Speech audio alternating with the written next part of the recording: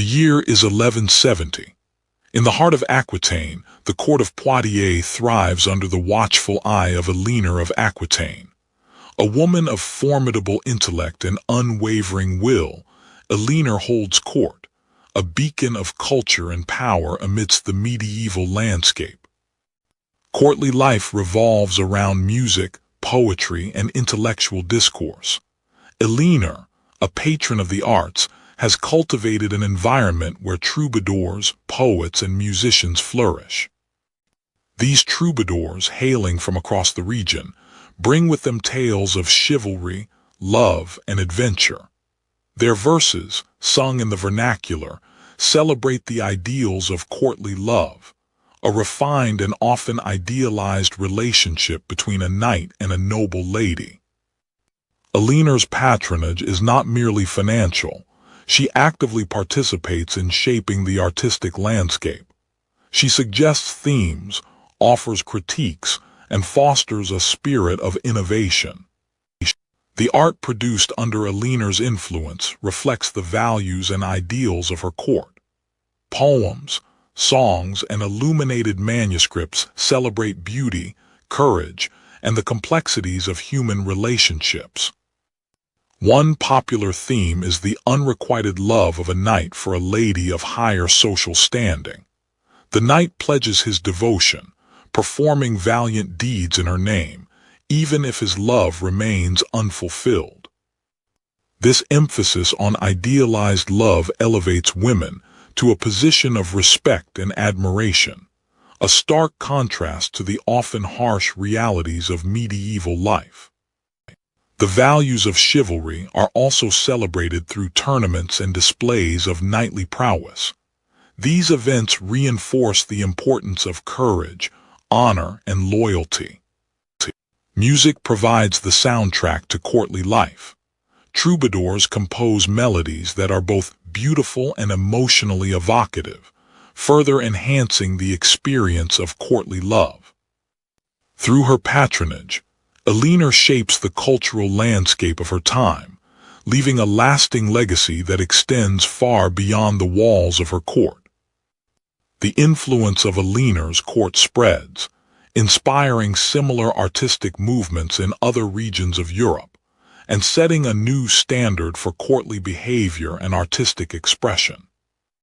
Her court, a vibrant hub of artistic innovation, stands as a testament to the power of patronage in shaping cultural values and inspiring creativity. But this is only the beginning of the story. The year is 1172. Eleanor of Aquitaine, now approaching 50, reigned not just as queen but as the arbiter of taste and culture. Her court at Poitiers had become a beacon for troubadours and poets, a place where the nascent ideals of courtly love blossomed into full bloom. The themes of courtly love, carefully nurtured within Eleanor's court, revolved around idealized devotion, secret longing, and the ennobling power of love. The troubadours, often men of noble birth themselves, composed verses celebrating the unattainable lady, praising her beauty, virtue, and grace. Eleanor actively shaped the content and style of these artistic expressions. She encouraged the development of elaborate codes of conduct and etiquette that governed the relationship between knight and lady. These codes, often articulated in the poetry and songs she commissioned, established new social norms within the aristocracy. Eleanor's influence extended far beyond the borders of Aquitaine. As her daughters married into other royal houses, they carried with them the cultural values and artistic tastes cultivated in their mother's court. Troubadours, seeking patronage and recognition, traveled from court to court, disseminating the ideas of courtly love throughout Europe. The impact of courtly love on social customs and gender roles was profound. It elevated the status of women within aristocratic society, portraying them as objects of reverence and admiration. While the ideal of unattainable love might seem restrictive, It also offered women a degree of power and influence within the complex game of courtly relationships. Eleanor's own life, however, presented a complex and often contradictory reflection of the principles of courtly love. Her marriage to Henry II was marked by both passion and conflict, a dynamic that mirrored the idealized tension between longing and fulfillment found in the poetry of the troubadours. The power struggles and infidelities that characterized her relationship with Henry stood in stark contrast to the idealized fidelity celebrated in courtly love. This dichotomy highlights the distinction between the idealized world of art and the complex realities of human relationships. Despite the personal contradictions, Eleanor's patronage played a crucial role in shaping cultural norms. By promoting the ideals of courtly love, she fostered a new appreciation for beauty, refinement, and the power of language. These values would continue to influence European art and literature for centuries to come. The dissemination of courtly love wasn't solely reliant on traveling troubadours. Eleanor ensured that courtly love poetry was recorded and reproduced, contributing to the lasting legacy of the movement. Scribes worked tirelessly, producing copies of poems and songs, making them accessible to a wider audience. Illustrated manuscripts further enhanced the beauty and appeal of courtly love literature. Eleanor commissioned skilled artists to create intricate illuminations, depicting scenes of chivalry, romance, and idealized beauty. These visually stunning manuscripts served as powerful symbols of courtly refinement. The impact was felt across Europe. Aristocratic women, inspired by the ideals of courtly love, began to embrace the role of patron themselves, commissioning art and literature that reflected their own values and aspirations. This marked a significant shift in the cultural landscape, as women gained increasing influence over artistic expression. Eleanor's legacy lies not only in her personal life, but also in her profound impact on European culture. Through her patronage, she helped to shape the language of love, transforming social customs and artistic expression for generations to come. Her court became a crucible of creativity, forging a new vision of romance, chivalry, and the enduring power of art. The year is 1130. North of Paris, the Basilica of Saint-Denis, the Royal Abbey of France, stood in dire need of renewal.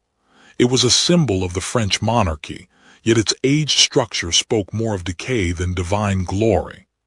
Abbot Suger, a man of both piety and ambition, felt this acutely. He saw within its worn stones not an end, but a beginning, a chance to manifest the divine through earthly art. Before Suger, religious art often served a didactic purpose, a means to educate the illiterate masses through visual storytelling. Murals were common, yet they were often crude and lacked sophistication. Architecture was heavy and imposing, designed to inspire awe through sheer size and strength, but often lacking grace or subtlety. Suger, however, envisioned something different, something that could elevate the soul through beauty. Suger believed that beauty was not a distraction from the divine, but a pathway to it. He drew inspiration from the writings of Pseudo-Dionysius the Areopagite, a 5th-century mystic who believed that earthly beauty reflected the divine glory. Suger embraced this Neoplatonic philosophy, arguing that the contemplation of beautiful objects could elevate the mind to a higher spiritual plane. Central to Suger's vision was the concept of lux nova or new light. He believed that light was a tangible manifestation of God's presence. This conviction drove his architectural innovations, particularly his use of stained glass. These windows were not merely decorative. They were intended to flood the basilica with colored light, transforming the space into a celestial realm. Suger's aesthetic extended beyond light. He also championed intricate ornamentation. He commissioned the finest goldsmiths, jewelers, and sculptors to create works of art that would adorn the basilica. These were not mere displays of wealth, but devotional objects intended to inspire reverence and awe. The rebuilding of Saint-Denis was not merely an aesthetic endeavor, it was a logistical challenge. Suger had to find skilled craftsmen, source materials, and, most importantly, secure funding. His close relationship with the French monarchy proved invaluable. He skillfully navigated the political landscape, leveraging his influence to obtain the necessary resources. One of the most significant innovations at Saint-Denis was the ambulatory and radiating chapels. This architectural design allowed for a greater flow of light and space, creating a sense of openness and airiness that was unprecedented in religious architecture. The stained glass windows, depicting biblical scenes and the lives of saints, served as visual narratives, educating and inspiring the faithful. For Suger, the aesthetic beauty of Saint-Denis was inseparable from its spiritual purpose.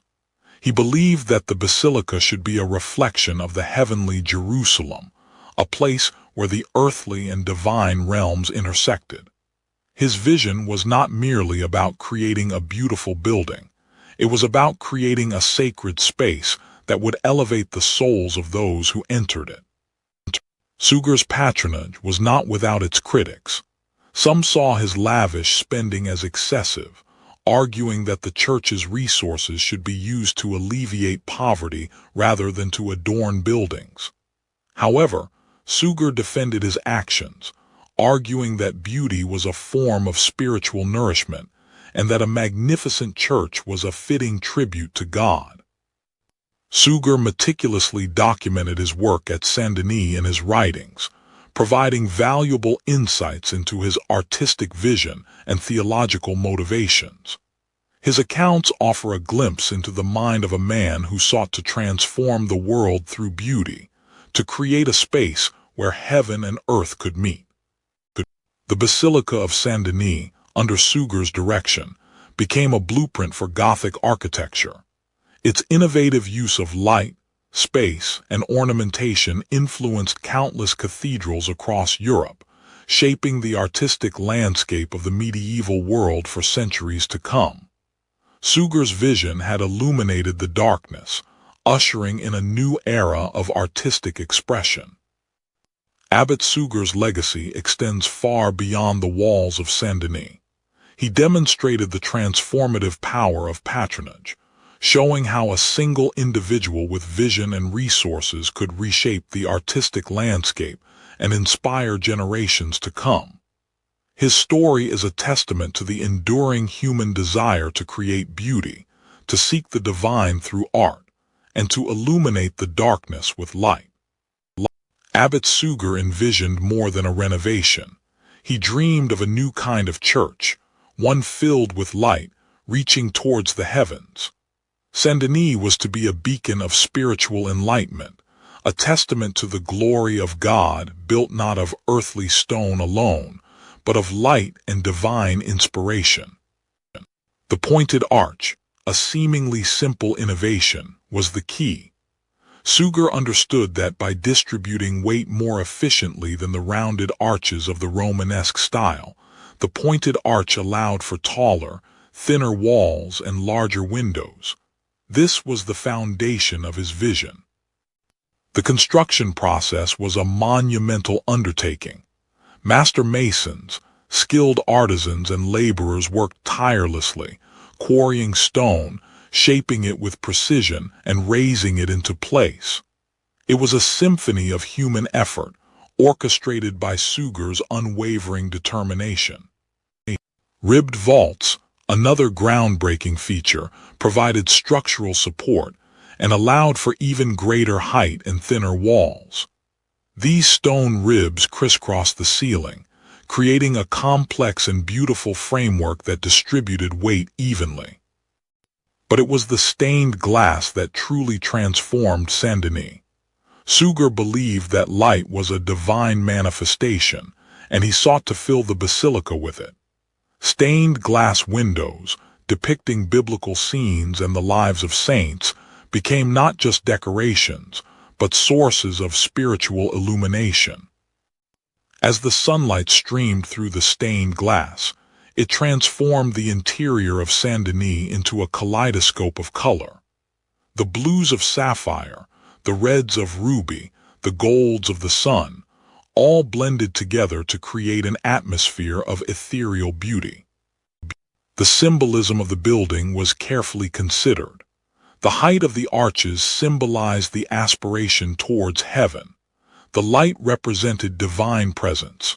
Every detail, from the placement of the windows to the carvings on the capitals, was imbued with spiritual meaning.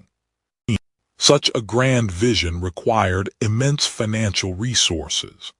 Suger secured funding through a combination of royal patronage, donations from wealthy nobles and merchants, and the careful management of the abbey's own resources. He meticulously documented every expense, ensuring that the funds were used wisely and efficiently. Suger viewed the construction of Saint-Denis as a sacred duty, and he approached it with unwavering dedication and fiscal responsibility. The rebuilt Saint-Denis became a model for churches throughout Europe. Its innovative design, its emphasis on light, and its spiritual symbolism inspired a new architectural style that would come to be known as Gothic. Architects and builders from across the continent flocked to Saint-Denis to study its design and construction techniques. The Gothic style spread rapidly, transforming the architectural landscape of Europe. Abbot Suger's vision had been realized. He had built not just a church, but a symbol of faith, a testament to human ingenuity, and a beacon of light for generations to come. His legacy lived on, not just in the stones of Saint-Denis, but in the soaring cathedrals that would rise across Europe in the centuries that followed. Florence in the late 13th century was a city pulsing with burgeoning wealth and artistic ambition. Amidst the mosaic of workshops and bustling marketplaces, a young artist named Giotto di Bondone was poised to revolutionize painting. He stood on the cusp of a new era, ready to challenge the established norms of Byzantine art. Giotto's journey began not in a grand academy, but in the workshop of Cimabue, a renowned Florentine painter steeped in the Byzantine tradition. But Giotto's keen eye saw beyond the stylized figures and golden backgrounds. He sought to capture the world as he saw it, with depth, emotion, and a profound sense of humanity. And Cimabue recognized Giotto's talent, albeit with a degree of skepticism. He saw the young artist's attempts to break free from convention, to inject life and realism into his figures, and understood that he was witnessing the seeds of a new artistic vision. This shift in style had everything to do with how Giotto was capturing light, and how it interacted with the subjects of his paintings. The new style would not have been possible without Giotto's talent, but also the funding of wealthy patrons to support it. Giotto's early commissions were modest but significant. Wealthy merchant families, eager to display their piety and refined taste, sought out his talent. These commissions, though small in scale, provided Giotto with the financial freedom to experiment and develop his unique style. It was this relationship that spurred the Renaissance movement forward. One such commission came from the Vespucci family, who entrusted Giotto with painting a fresco in their family chapel in the Ognissanti church. This work, though now largely lost, marked an important step in Giotto's artistic evolution. It allowed him to work on a larger scale, to experiment with spatial arrangements, and to refine his naturalistic portrayal of human figures. Giotto's figures possessed a weight and solidity that was absent in Byzantine art. He rendered their drapery with careful attention to the fall of light and shadow, creating a sense of volume and three-dimensionality. Their faces, too, were remarkably expressive, conveying a range of emotions from sorrow and piety to joy and wonder.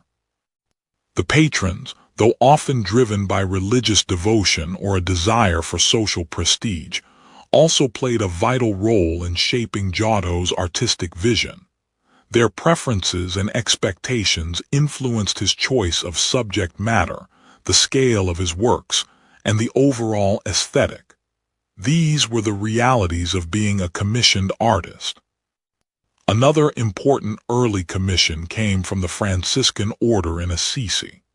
Though the precise extent of Giotto's work in the upper church of San Francesco remains a subject of scholarly debate, it is clear that he played a significant role in decorating the basilica with scenes from the life of Saint Francis.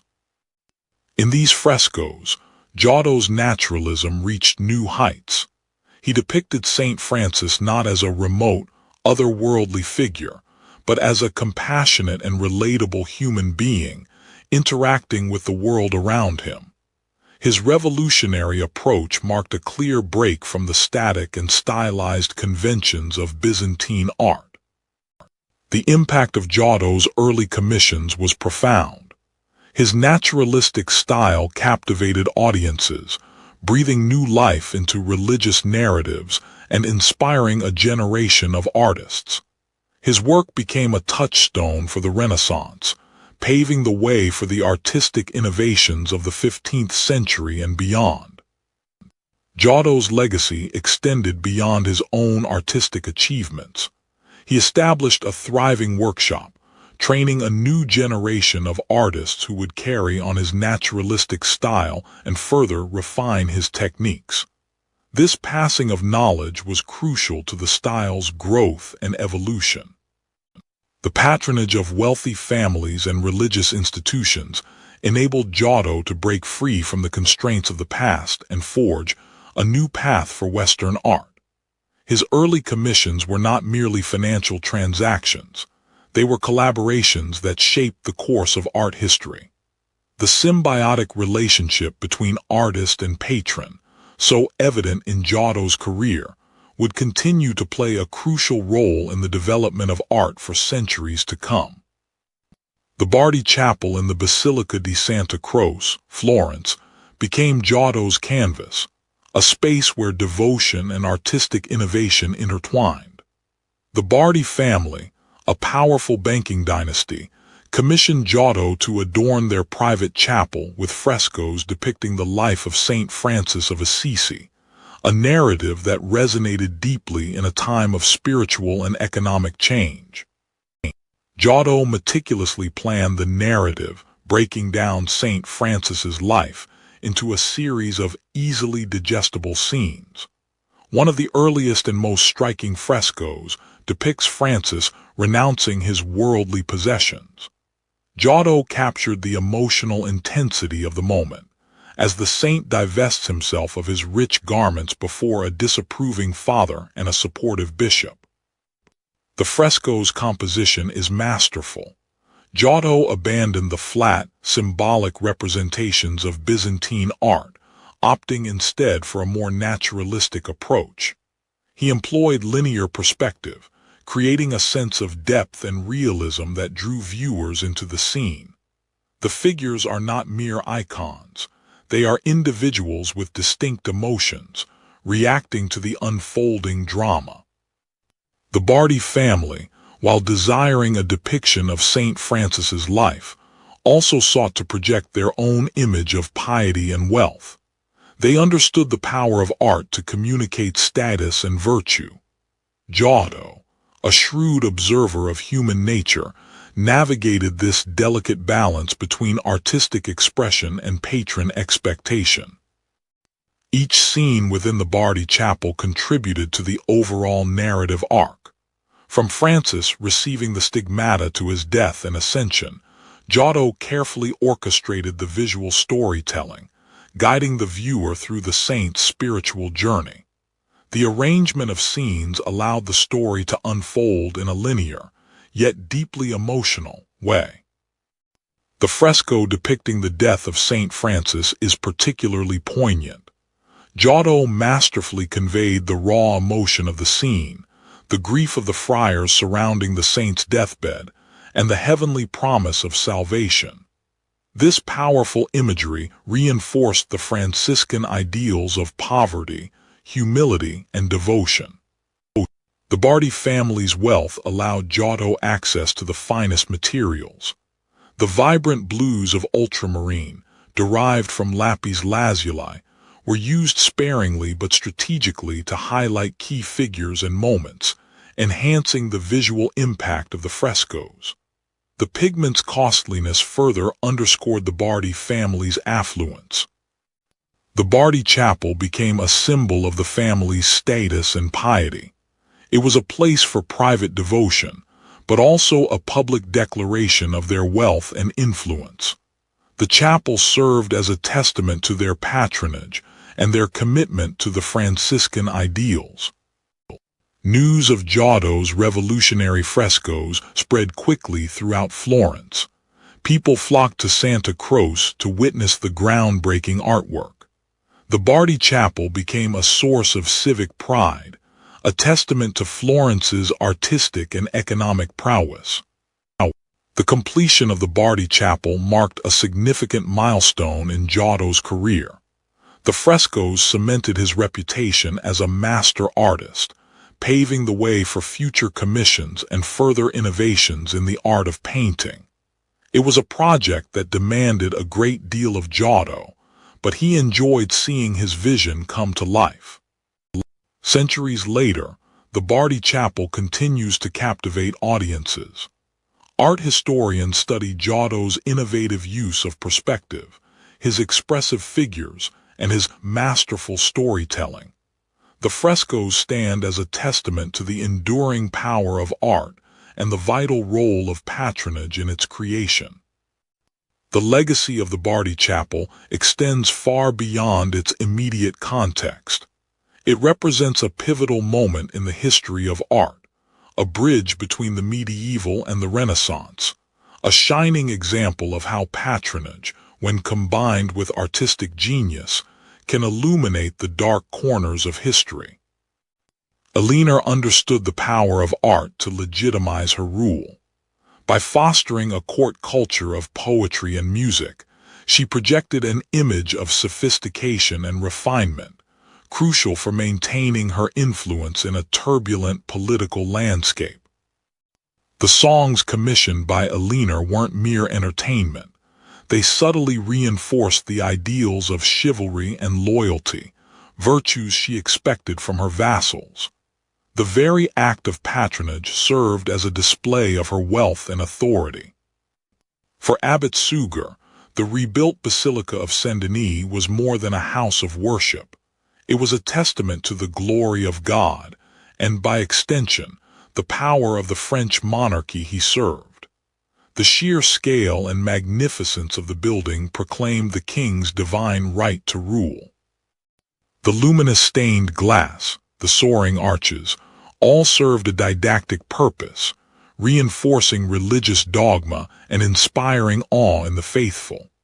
Suger skillfully employed art to communicate complex theological ideas to a largely illiterate population.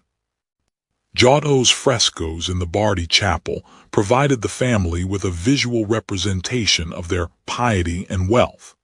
By commissioning such a prominent artist, the Bardi family elevated their social standing within Florentine society. The naturalism of Giotto's style, his ability to depict human emotion and everyday life, resonated with the emerging mercantile class in Florence. They saw in his art a reflection of their own values, practicality, diligence, and a focus on the tangible world. Eleanor's patronage, therefore, wasn't just about aesthetics. It was a calculated strategy to enhance her power, legitimize her rule, and shape the cultural values of her court. Suger's success in transforming Saint-Denis solidified his position as a key advisor to the French monarchy.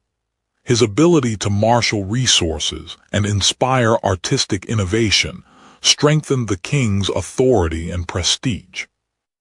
The relationship between Giotto and his patrons was not always harmonious. While the Bardi family provided the financial means for his artistic expression, they also exerted a degree of control over the subject matter and style of his work. Royal patronage, exemplified by Eleanor of Aquitaine, often focused on promoting courtly ideals and enhancing the ruler's image. Clerical patronage, as seen with Abbot Suger, sought to glorify God and reinforce religious doctrine. Mercantile patronage, as demonstrated by the Bardi family, reflected the values of the rising merchant class. A focus on realism, a celebration of worldly success, and a desire for social recognition. Ultimately, the story of patronage in the medieval era is a testament to the enduring power of art to shape perceptions, legitimize authority, and reflect the evolving values of a society. Whether driven by royal ambition, religious fervor, or mercantile aspirations, patrons played a vital role in illuminating the artistic landscape of the Dark Ages. The life of an artist under patronage was a tightrope walk, balancing creative vision with the expectations of those who held the purse strings. For Eleanor's troubadours, the subject matter was often dictated: courtly love, valor, and of course, flattering allusions to the queen herself. But within these constraints lay the opportunity to innovate, to subtly push boundaries. Not all artists navigated the patronage system with grace. One young poet, daring to inject themes of social critique into his verses, found himself swiftly out of favor. Eleanor, while valuing artistic expression, would not tolerate anything that undermined her authority or the established order. Abbot Suger faced different challenges. While driven by religious zeal, his architectural vision required constant negotiation with the craftsmen. He had to inspire them to embrace his innovative ideas, even when they clashed with traditional building methods. The cost of materials and labor was also a perpetual concern, requiring him to constantly seek royal favor and donations. Suger meticulously documented every expense, justifying each artistic choice with theological arguments. He understood that his patronage not only served God, but also enhanced the prestige of the French monarchy. The line between spiritual devotion and political strategy was often blurred. Giotto's relationship with the Bardi family exemplified the complexities of artistic commissions in Florence. The Bardi, wealthy bankers, sought to glorify their family through Giotto's art. They stipulated the subjects, the scale, and even the colors used in the frescoes. There were disagreements. Giotto, eager to push the boundaries of naturalism, sometimes clashed with the Bardi's more conservative tastes. He had to carefully negotiate, compromising on some details while fiercely defending his artistic vision on others. Yet, patronage also afforded Giotto the resources to experiment and innovate. The Bardi's commission provided him with assistance, materials, and the freedom to develop his groundbreaking style. He was able to dedicate himself fully to his art, pushing the boundaries of representation and emotion. Ultimately, successful patronage was a symbiotic relationship. Eleanor's court flourished because she recognized the power of art to enhance her image and inspire loyalty. The troubadours, in turn, gained recognition and financial security, allowing them to hone their craft and create lasting works. Suger's legacy endures because he saw beyond the immediate needs of the church. He understood that art could be a powerful tool for spiritual transformation, inspiring awe and devotion in generations to come. His patronage shaped not only the Basilica of Saint-Denis, but also the course of Gothic architecture. Giotto's frescoes, while influenced by the Bardi's desires, transcended mere decoration. They revolutionized painting, introducing a new level of realism and emotional depth. His success lay in his ability to negotiate the demands of patronage while remaining true to his artistic vision. These three stories, though separated by time and geography, reveal a common thread: the intricate dance between artistic creation and financial support.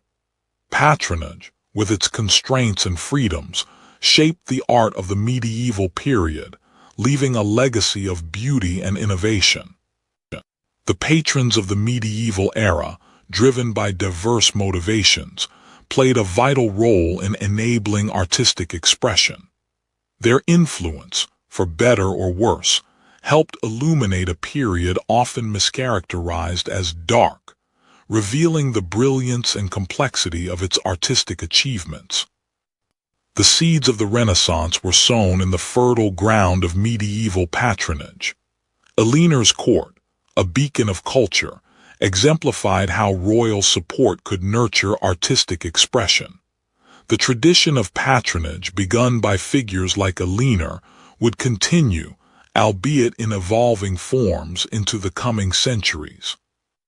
Suger's architectural revolution at Saint-Denis also laid a foundation.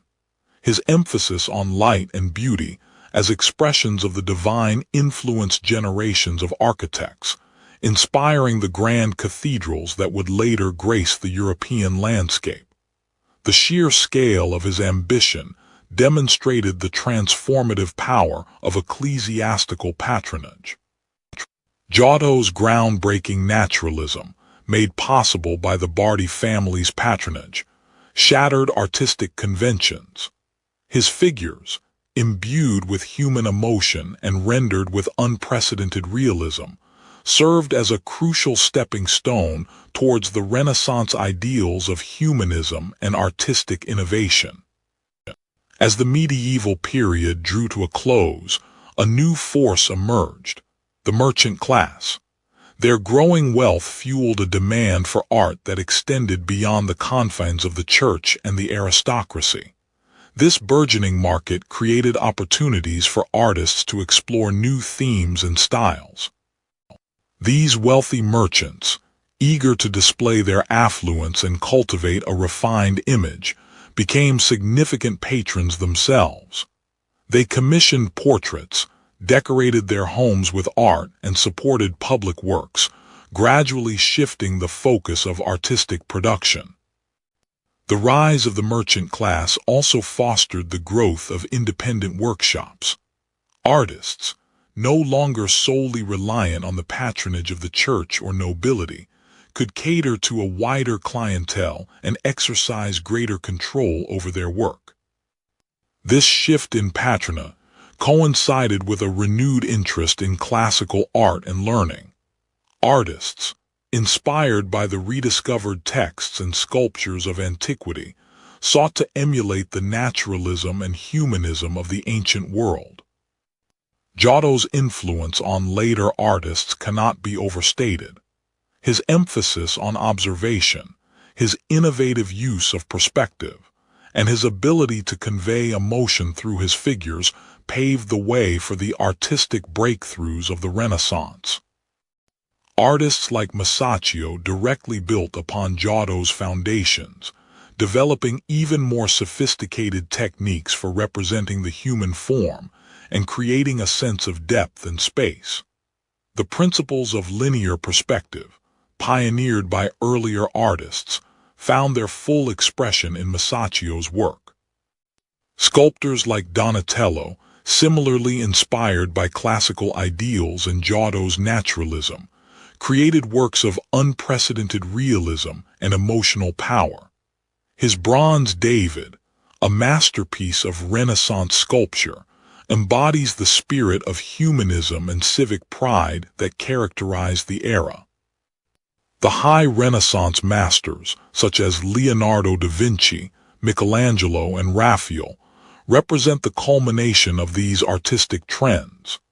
Their achievements in painting, sculpture, and architecture stand as testaments to the enduring legacy of medieval patronage and the artistic innovations it fostered. From the courts of Alinor of Aquitaine to the workshops of Florence, the patronage of the medieval period laid the groundwork for the artistic explosion of the Renaissance. The support of royalty, clergy, and merchants enabled artists to explore new creative avenues, develop innovative techniques, and ultimately transform the course of Western art. The Renaissance was not a sudden event, but a gradual evolution rooted deeply in the artistic and cultural landscape of the Middle Ages. The echoes of Alinor of Aquitaine's court still resonate through the ages. Her patronage fostered a golden age of courtly love, shaping literature and music for centuries to come. Her influence extended far beyond the borders of Aquitaine, setting a precedent for royal support of the arts. Abbot Suger's vision for Saint-Denis transformed religious architecture. His innovative use of light and space created a sense of the divine, inspiring countless architects and artists in the Gothic style. The basilica stands as a testament to the power of patronage to shape spiritual expression. Giotto's revolutionary naturalism broke from the Byzantine tradition, paving the way for the Renaissance. His frescoes brought a new level of emotional depth and realism to religious art. Commissions from families like the Bardi allowed him the freedom to explore his artistic vision and push the boundaries of painting. Alinor's court became a model for other European courts, promoting not just art, but also a code of conduct that influenced aristocratic society for generations.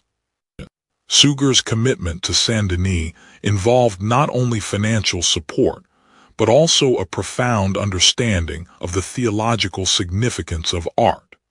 He believed that beauty could lead the soul to God.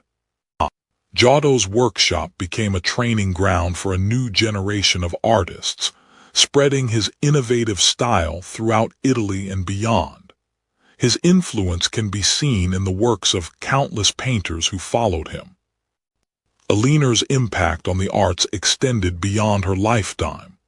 The themes and styles she championed continued to inspire artists and writers for centuries. Suger's legacy lives on in the architecture of Saint-Denis, a beacon of Gothic art that continues to inspire awe and reverence. Giotto's work continues to captivate audiences with its emotional power and naturalistic style, marking a turning point in the history of Western art. The stories of Alinor, Suger, and Giotto highlight the symbiotic relationship between artists and patrons. Without the vision and financial support of patrons, many masterpieces of the medieval era would never have been created. Patronage played a crucial role in shaping cultural values and advancing artistic innovation during the medieval period. It reflected the desires of patrons for social prestige, religious devotion, and political influence, all expressed through the art they supported.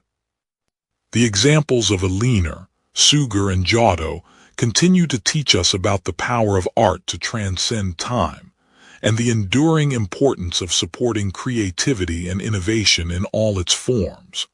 The dialogue between artist and patron, though often complex, remains a vital catalyst for cultural progress.